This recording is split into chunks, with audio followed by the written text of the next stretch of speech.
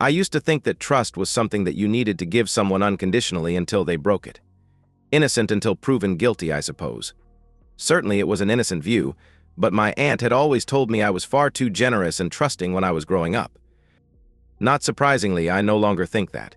Now, my belief is more that while you can trust people, you can only trust them to do what is best for themselves. If you can align your wants and needs with theirs, you can bend them to your will. Schemy and tricky, I know, but hey, I learnt from the best. My name is Mike Michael to my mother, and I am currently existing in Darwin, Northern Australia.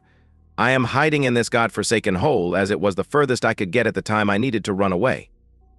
$278 got me a single flight to obscurity with Qantas. I have been here more than 3 years now, ever since I escaped from my life coming down around my ears. Why did I escape, you ask? Well, a bit over 3 years ago, I was living in Melbourne, happily engaged to someone I considered my best friend. We did everything together, and she was the reason I existed.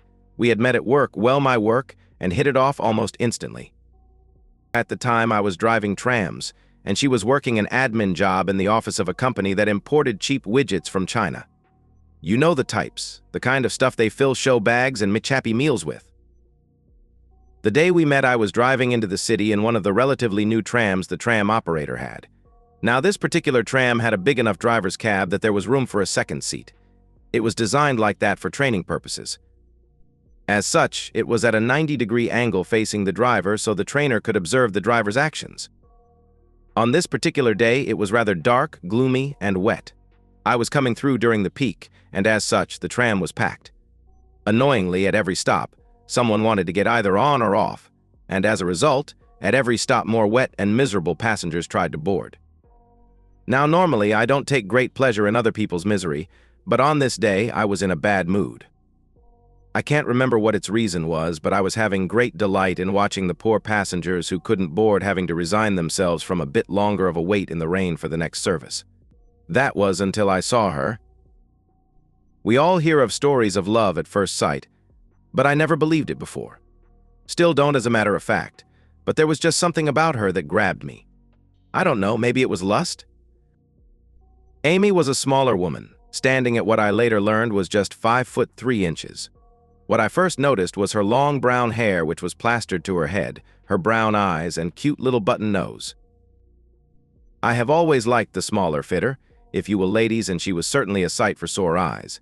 Think Natalie Portman's body shape. She was dressed in a standard business attire that showed trim legs and just a hint of cleavage from her perky B-cups. It had been bucketing down, and she had obviously been waiting a while. I had noticed that when the tram stopped, she allowed other people to push in front of her. Well, maybe not allowed, I could tell she wasn't happy with their rudeness, but she wasn't exactly what I would call imposing, and as such was limited in her options. I don't know why I did it, and it wasn't something I had ever done before to a passenger, but I stared at her until she caught my gaze and looked at me. I could only imagine her thoughts on my gaze, but she wasn't expecting me to point at her, and then at the empty seat next to me. In what would become her hook, if you will, she tilted her head to the side and gave me a puzzled look. Indicating with my finger, I pointed to her and then to the front door of the tram. At this stage, I stood up out of the seat and opened the door to the passenger cabin.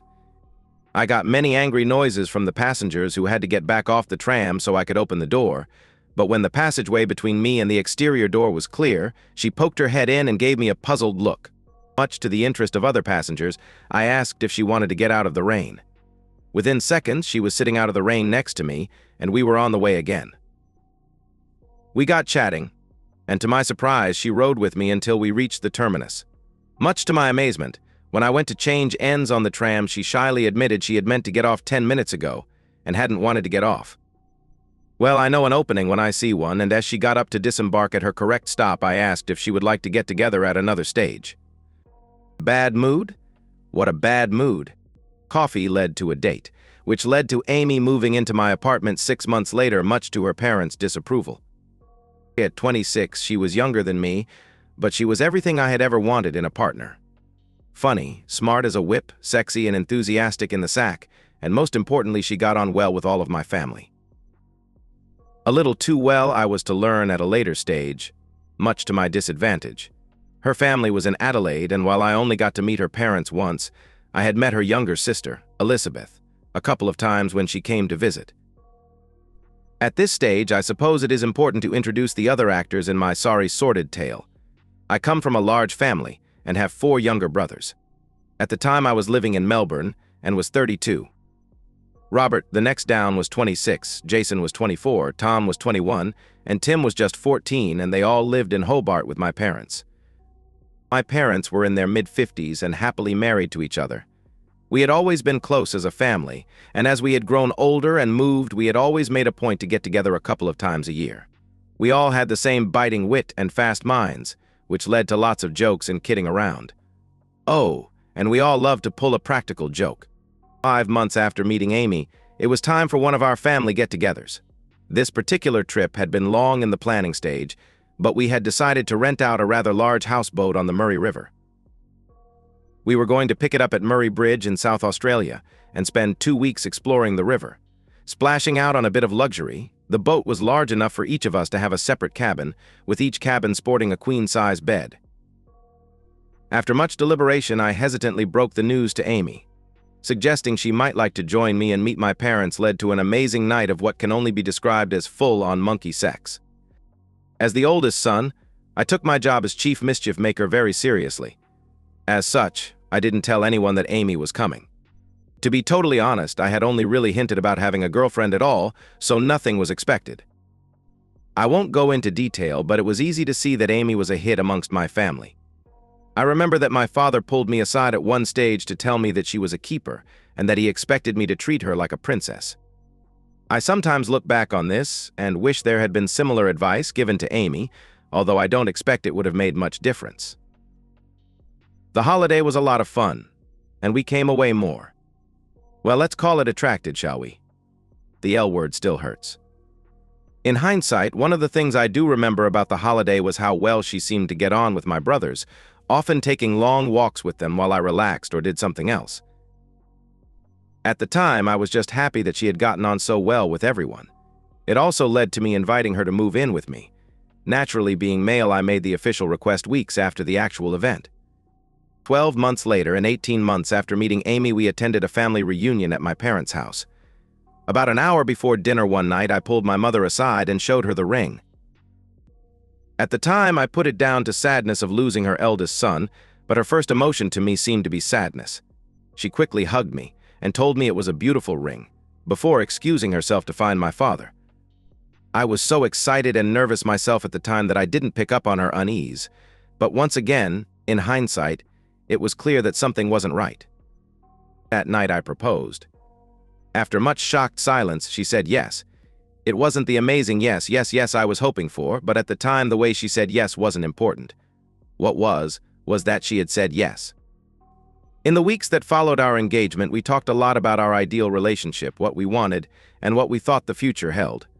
Up until that point, we had sort of skirted the issue like any new relationship.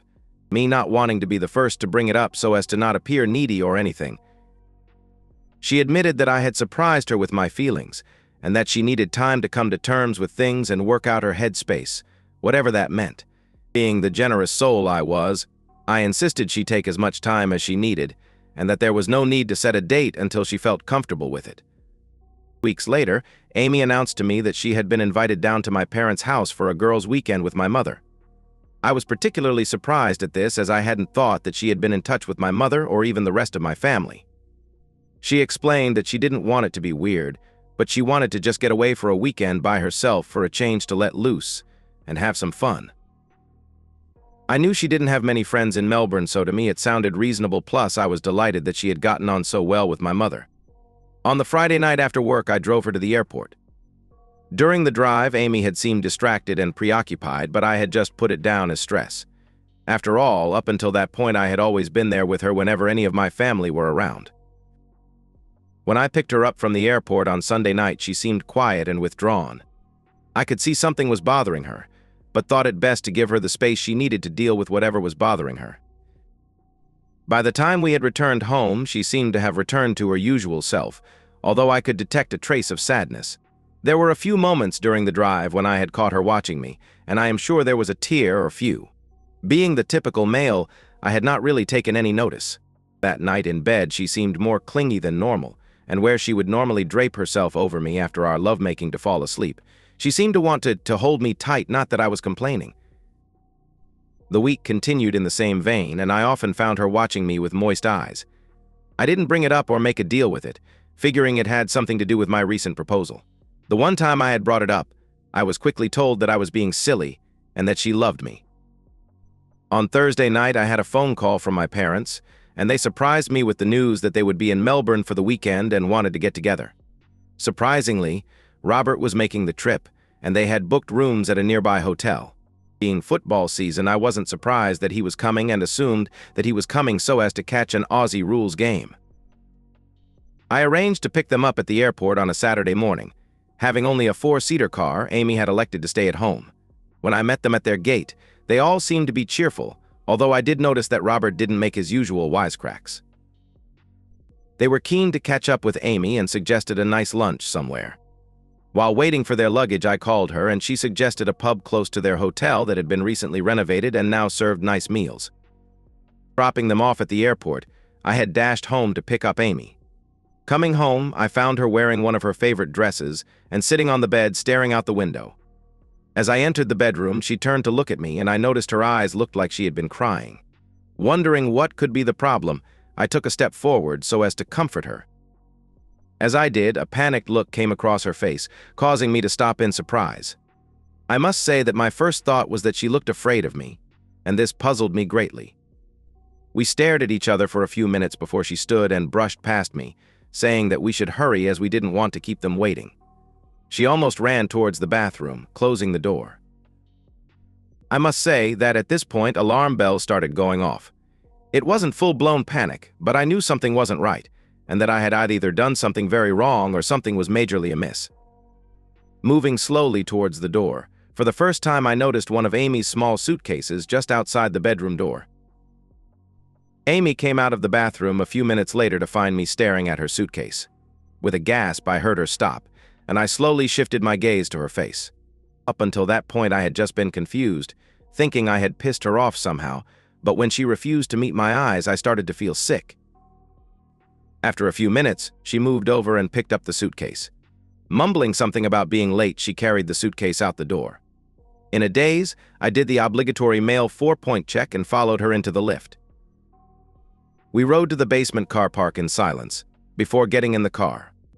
To this day, I don't remember to drive to the restaurant. All I can remember is sitting there in the car park after we had arrived, staring at the steering wheel, trying to figure out what was going on. Obviously, something was going on, but what? Why? Where? What did it all mean? After what seemed like an eternity, Amy softly suggested we should go in and get this over with. Her words, "get this over with," confused me, and I climbed out of my car and stood looking at her as she took her suitcase off the back seat. As she closed the door, she looked up at me, finally meeting my eyes. I will remember the look in those beautiful eyes until the day I die. She had always had the most beautiful brown eyes, the windows into her soul, I used to call them. Usually a pleasure to look into, at that moment they were the saddest eyes I had ever seen. With a sob, she turned and hurried to the restaurant entrance, disappearing inside. In a daze, I followed. Entering the restaurant, I saw my parents and my brother sitting at a table next to the window. The table was a long table, with 2 seats on either side and 1 seat at the head of the table with the other end of the table against the window. My parents sat on one side of the table while Robert sat on the other side. As Amy was sitting down next to my brother, I thought it was weird that Robert would choose to sit there, as it meant that Amy and I weren't sitting next to each other on the same side. Ever had tunnel vision? Where one minute there is a big wide world around you with noise, sound, smell, and activity, and the next minute you couldn't tell if you were on fire? Yeah, me neither before that. She had reached out and grabbed his hand. Grabbed it like it was the last life preserver on a sinking ship. I noticed that his hand went white. Then I noticed that neither of my parents were looking at me, but at Amy holding Robert's hand as well. Finally, my mother turned to me and suggested I take a seat. I don't remember sitting down, but I do remember my mother putting her hand on my arm. She didn't say anything, or at least I don't remember any words. At this point, the waiter arrived and started handing out menu. Talk about comic timing, huh? I think he realized he had interrupted something as he disappeared almost as fast as he arrived. I dropped my eyes and stared at the menu. I couldn't tell you what I was wearing, but I remember every single detail on that menu. Oh, I don't remember the words or what was on the menu that day, but I remember the small sauce stain over the entree heading. I remember the dog-eared corner. The bottom was where the laminated pages were starting to separate. Then I heard the words that I had fantasized about hearing from a woman that I loved since I was young. Those words brought both terror and absolute unbridled joy at the same time to any husband or boyfriend the first time he heard them. They were spoken so softly that I almost didn't hear them. I can't exactly remember what was said after those three little words, but it was as if the oxygen had been sucked out of my lungs. I am sure that I wavered between consciousness there for a few seconds because the next thing I remember was my mother, from what seemed a great distance, saying my name. I ignored her and managed to focus on Amy's face. She dropped her gaze before looking at my brother. I followed her gaze and found myself looking at my brother. He had an awkward look on his face, and after a few minutes, he nodded at me, before turning to Amy and kissing her lips. The lips that I slowly realized I would never kiss again. If you had seen me at that moment, I am sure I aged 20 years in an instant. Slowly, I realized my mother was still saying my name. I turned to her and saw the pain in her eyes. Oh crap, they had known all along, and if they knew, my brothers knew. Then I realized that my father was speaking. Something about respecting their wishes. Giving them space. Blah, blah, blah. Something else. All I heard was giving them space. I would have loved to see my face the instant I understood everything. It must have happened when I heard the words giving them space, because at that moment my mother went pale. Once again, time stood still. I reviewed what I knew. I thought about what I wanted at that very moment and realized that I could give them what they wanted and what I needed at the same time. I stood up. Suddenly. That was a mistake, as everything swam before my eyes. Low blood pressure can be a bitch sometimes. My mother gripped my arm. My father stood suddenly as well. I am not sure why, but who knows? I no longer cared. I saw Amy cringe. I saw fear in Robert's eyes. I looked at them. I hoped they were happy. I know I wasn't.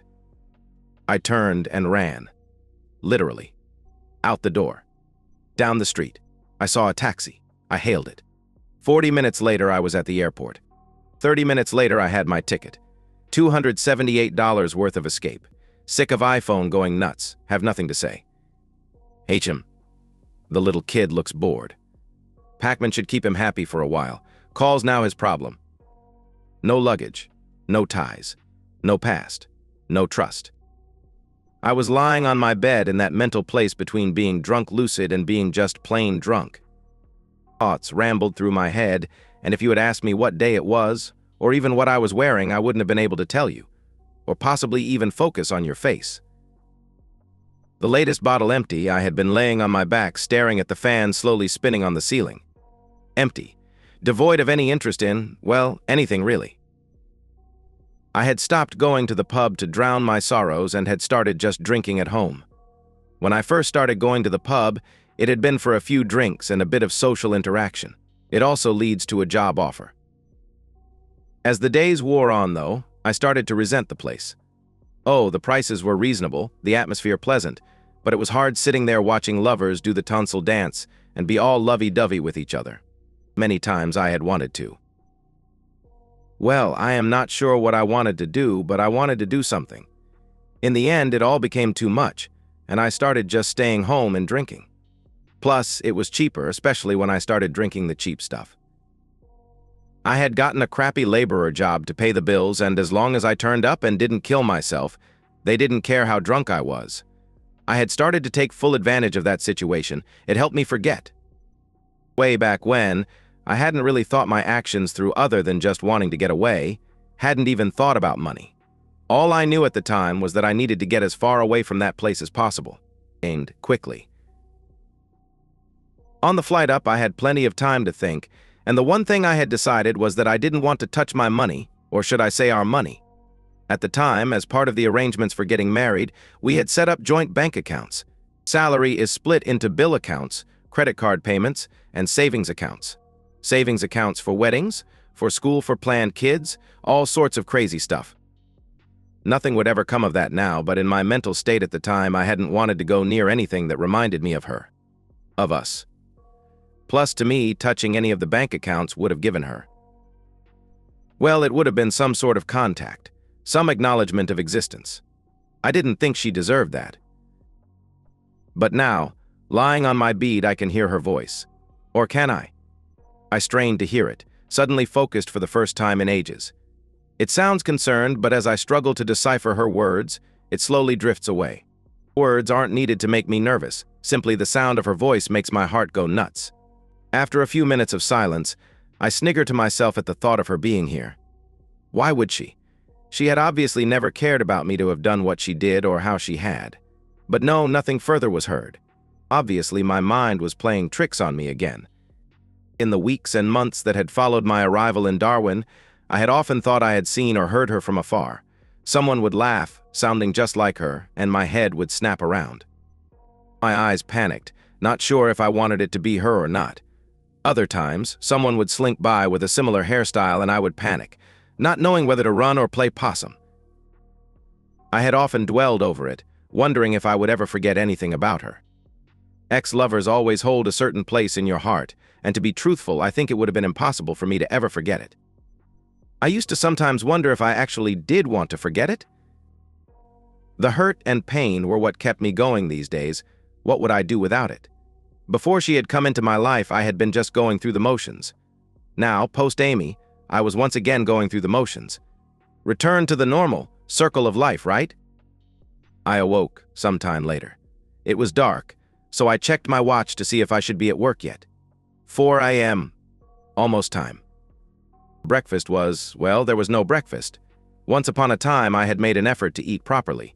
Cereal for breakfast, sandwiches for lunch, and something healthy for tea. Now, I ate what was available when I wasn't drinking, that is. Actually, I probably ate more while I was drinking than when I wasn't. Munchies seemed to arrive about the 5th drink these days, and with a Macca's down the road within stumbling distance, I never saw the need to actually buy groceries from the supermarket. As far as I was concerned, the supermarket was for booze. Oh, and cigarettes. I had started smoking. Not sure why, I had never smoked before. A quick shower to wash away, well, I couldn't actually think why I bothered. I sweated all day in the heat and the humidity and would start to smell as soon as I stepped out into the big bad world. Certainly, by the time I arrived at work, I would be all sweaty. It was a 2K walk without a car. Habit, I suppose. Once upon a time, a hot shower in the morning had to wake me up, but now, being awake didn't seem to be the challenge it once was of morning. After about 10 minutes of walking, I arrived at the supermarket. It was one of those 24-hour jobbies near the main highway. Booze was stocked, and available not just cheaply, but in bulk. 1 liter of bourbon for $24? Bargain. 1 on the way to work, 1 on the way home. The boss said something about an inspection today, so to play safe, I bought a couple of 2-liter bottles of Pepsi. Something to mix it would make it go further and give me some sense of deniability. Scratching around in my wallet, I find the needed change. As usual, my finger lingers over the old plastic fantastic, the joint credit card. I should throw it out, but like the photo, it helps me maintain the rage. Double-bagged purchases in hand, I stumble out. Time to stop for a quick taste or not? The start time is 5 a.m., currently 4:47. Decision made, I break the seal and take a quick gulp from the bottle. By the time I reach work, I have regained the buzz. I stumble into my office, falling against the light switch. The gas lights take ages to heat up, so it's still dark as I fumble my way to the little boy's room. Fortunately, there are plenty of props to hold me up as I empty my bladder. By the time I make my way back to my little office, the lights are starting to wake up. It will be some time until the lights are bright enough to see the interior of the workshop I hide in, but that suits my eyes. I am a TA to a quick lime producer. TA means trades assistant. In other words, bitch. I do all the shit jobs that the fitters and mechanics don't want to do, but I am usually by myself and get left alone. On my wall, Miss March is smirking at me, mocking me. She knows what March means to me. We were to get married in March. In March in Australia, the summer days are long. It was to be a late afternoon wedding, after a party with drinks and a catered barbecue in our favorite local park. 9 p.m. darkness. Invited guests going on to drinks at our local pub. The very same I had. The very same where my heart now lay broken. I opened my locker. Overalls, helmet, boots, tool belt, grease gun. Walked out into the yard, heading towards the office. Signed on and grabbed the radio. Turned it on low for selective deniability. Grabbed the first work order. Seems Crusher number 3 is playing up again. I hate having to crawl inside that thing. In case you have never come across it, quicklime burns in contact with water. Or sweat. Crusher 3 crushed the cooked quicklime into the desired size. 3 mil, 5 mil, whatever. Usually it took 3 or 4 hours to fix, and by the time I was finished, I had burns over all exposed skin. I like to complain, but in reality it was a job that needed focus for 3 or 4 hours, and anyway, the pain seemed to take the focus off other painful things. Plugging in my iPod, I got to work. 3 hours later, I felt eyes on the back of my head. I still hadn't managed to find the fault and was starting to get frustrated. No matter what I did, I couldn't get the damn thing to work. Crawling around inside of it for a number of hours had me looking like a ghost, all white. I had burns on my neck, wrists, hands, and face. All I needed now was for one of the smart-ass operators to be peering over my shoulder. I decided to ignore it. That was until small rocks started to bounce off my helmet. I am not an angry man, but the constant stream of small rocks bouncing off my helmet eventually got to me. In an effort to calm myself, I slowly secured my tools and crawled out of the giant crusher. Pinching my nose, I slowly raised my eyes to see my supervisor standing in front of me. As usual, he looked pissed. Not the good pissed, mind you, just plain mad. With a jerk of his thumb, he climbed down from the platform that serviced the access panel to the crusher. I had been summoned. Sighing, I followed as he headed to his vehicle. Not waiting for me, he sped off to the office. 5 minutes later, as I approached the office on foot, I noticed the police car. Standing next to it were 2 officers dressed in their browns. Curious, I slowed my approach. What did they want? Why was I needed in the office? Was there any relation between the two? Approaching the office, the officers moved to intercept me. Not good. Never good. After looking between me and his folder for a few minutes, one of the officers spoke my name in a manner that indicated it was both a question and a statement. I nodded. They then asked my date of birth and my place of birth. I showed them my driver's license. They looked at each other before the silent one asked me whether I knew that there had been a missing persons report filed for me. My first thought was after 4 and a bit years, why now? Then I remembered hearing Amy's voice last night. I had that awful sinking feeling that I used to get when called to the principal's office. You know the one when you have been caught, once again, spitballing the ceiling in English? I thanked them and advised them that I was fine. They asked a few questions before one of them smiled and commented on how nice it was to get a positive outcome for a change. If they were looking for me, it meant that someone else was looking for me. Someone whom I most likely didn't want to talk to. I entered the office to find the boss on the phone. I waited until he finished. I quit, asked for the final pay in cash. He laughed and said he would pay it when he got around to it and that I wouldn't be getting paid out my sick or annual leave because I hadn't given notice. I left the office, heading for my locker, not so much to dump my stuff, but to get the bourbon. Opened the fridge to get my Pepsi, and found someone had already drunk half of one of the bottles. Slamming the fridge door shut in frustration, I left the Pepsi. Shit. Could this day get any worse? Changing my shoes, I stood to leave. One of the mechanics was leaning on the wall watching me. He didn't say a word as I picked up the bottle of bourbon by the neck and took a long drink. I walked past him without a word, heading to who knows where. But first, my room. My meager possessions. A few shirts. My iPad. A backpack. As I trudged down the road, I tried to figure out where to go next. I had heard of plenty of work in the mines in Queensland, or I could head west to the mines in Western Australia. Maybe an oil or gas platform. I had a bit of money saved in my passport. How about north to Bali? Lie on a beach. Escape. Become a nobody. One foot in front of the other, I let my mind wander. Was this what my life was destined to be? One lurch to another? Or was there an easier way out? Entering the home stretch, I wondered whether I might be better off hiding closer rather than further away. Back to Melbourne?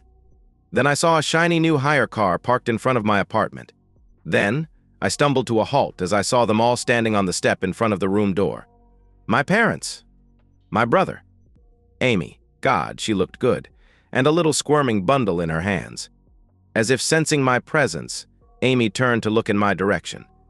Quickly, she turned to my brother and said something. I would like to think that by the time they turned back, I was gone, but I will never know if they saw me or not. As I hid in the Macca's car park, I stared at my shaking hands. I had dropped my bag and the bourbon as I had turned and ran, and had briefly felt a loss as the bottle had shattered on the road. Now, more than ever, I needed its memory-reducing smoothness. Amy and I had always used a condom. That meant I was an uncle. As darkness fell, I tried to decide what to do. I had sat in the car park for the last couple of hours, watching people coming and going. Families, kids, old people. I had particularly been fascinated by an old couple who had come in. He had gotten out and walked around the car to open her door. They kissed after she had gotten out. Idly, with nothing better to do, I pondered them. Random thoughts. Was she his wife? Did they love each other? What secrets did they keep from each other? What lies was their relationship built on? I hated them without knowing them. I was trying to decide where to go, what to do. I was now out of a job. I had money in the bank, but I didn't know how long it would last. Oh, and the big one, did I want to chance going back for my stuff? Going back for it meant that I would risk seeing them again. I suppose if I had thought about it, the thing I feared the most was more them seeing me again. I wasn't sure what I really thought about them anymore. Me, them, us. To be totally honest, I was quite angry with them. Well, I was a lot of things, particularly when it came to Amy and my brother, but at the moment, anger seemed to be number one on the list. How dare they come back? First, they ask me to give them space, and then they make a point to come into my space. One thing I particularly hated my parents for at that point was their insistence that I always look at any problem from the perspective of the other person. Oh, don't for a moment think I was prepared to even think about caring about, nor understanding their point of view, but I couldn't help but wonder why they had gone to the effort to all come. I mean, why now? And the one that puzzled me the most, why all of them? As I sat there, I decided that I wouldn't let them stop getting my things. After all, it was all I had left. Everything else was all back in. Melbourne? With a sigh, I stood and started a long, slow amble back to my room. I did keep an eye out, but didn't see them anywhere near my door. I had stood in the shadows for a few minutes just to make sure, but didn't see anyone. The hire car was still parked in front of the room, but I didn't see them anywhere. Almost guiltily, I sneaked around to my front door. I paused at the door, just in case. Silent. No light from under the door.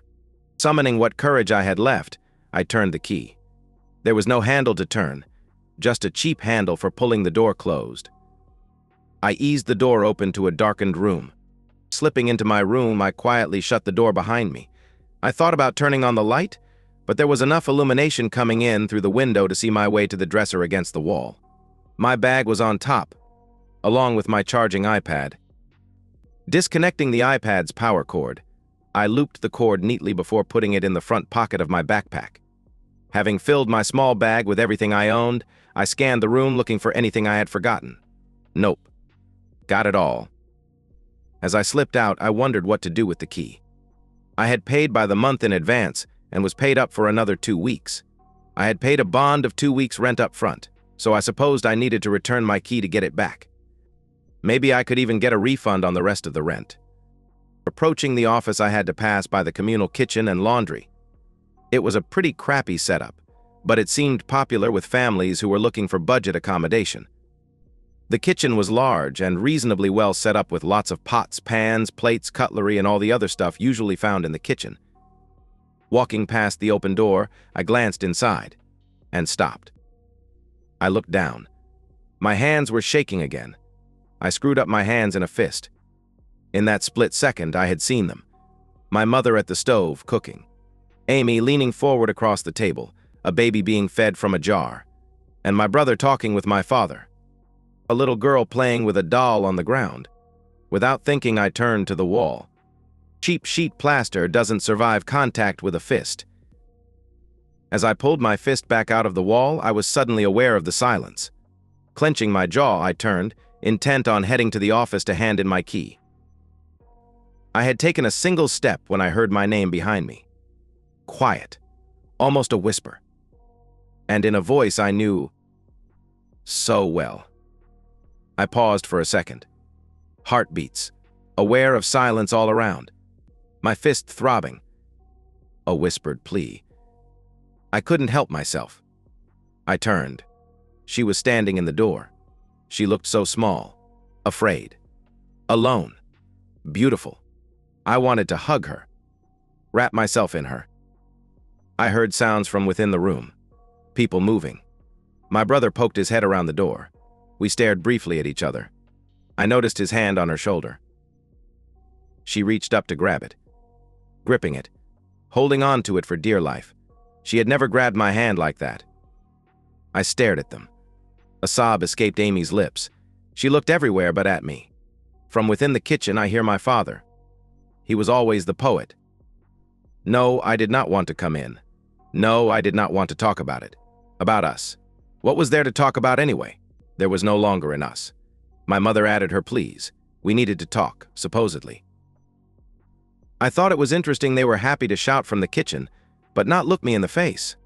I stared at my brother. He looked defiantly back. I remember as a young kid hitting him when he broke my toys, telling him to leave me alone so I could play with my things. Playing with my friends, he always wanted to join in. My mother had always scolded me, telling me to let him join in. Reluctantly, I had been often guilted into including him. Not this time. With a shake of the head, he turned Amy and they headed back into the kitchen. Sobs. Over the shoulder, the tough man throws away lines, each one in anger. I wanted to shout back that yes, I did understand love. And no, I didn't understand. I never would. But most importantly, I wanted to shout, what about me? Standing there, I realized that there was a little girl standing in the doorway looking at me. She wanted to know why I had made her mummy cry. I stared at her. Cute. Blonde. A little Amy. Hands on hips, just like her mother. She approached me. Kicked me in the shin. I stared in amazement. My brother appeared. He grabbed her around the waist, lifting. She struggled. Neither looked at me. Since when was I the bad guy? I suddenly realized I was furious. Anger, rage, most importantly, frustration. I took 2 steps. Standing at the door, I couldn't help myself. I yelled. I shouted. I raged. How dare they? I don't know what I said. I don't know how long I shouted. All I remember was eventually being forced to the ground. Handcuffs. I felt lightheaded. Flashing red and blue lights. A cell. I was released in the morning. The first thing I did was visit the post office and purchase a prepaid envelope. I had written a short letter while waiting to be released.